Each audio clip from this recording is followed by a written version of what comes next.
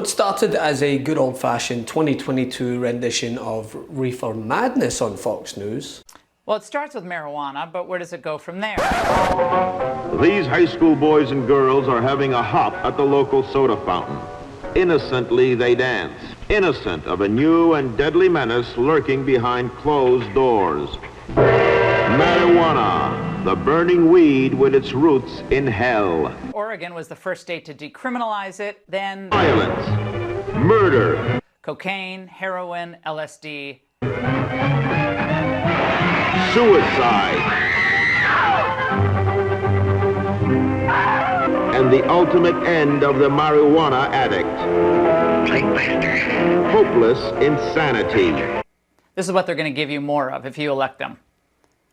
Abortion, pot, porn, and more January 6th hearings. As Laura Ingraham posed the most pertinent of questions.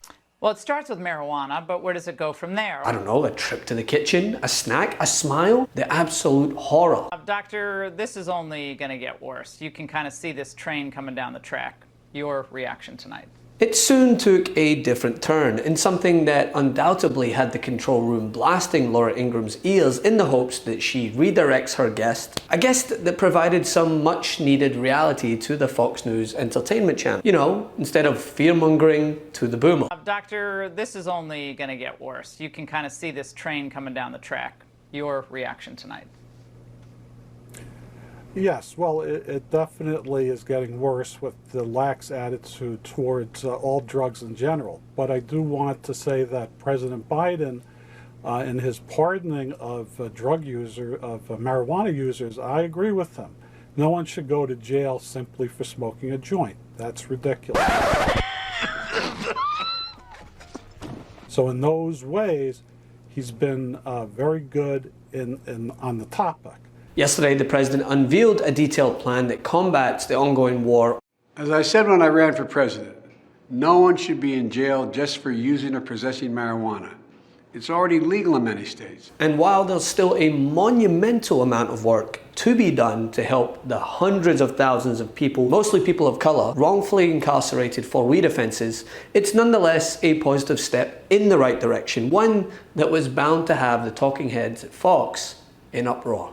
And criminal records for marijuana possession have led to needless barriers to employment, to housing, to educational opportunities. And that's before you address the racial disparities around who suffers the consequences. While white and black and brown people use marijuana at similar rates, black and brown people are arrested, prosecuted, and convicted at disproportionately higher rates. So today, I'm taking 3 steps to end this failed approach. First, I'm announcing a pardon for all prior federal offenses for the simple possession of marijuana. There are thousands of people who are convicted for marijuana possession who may be denied employment, housing, or educational opportunities as a result of that conviction. My pardon will remove this burden on them.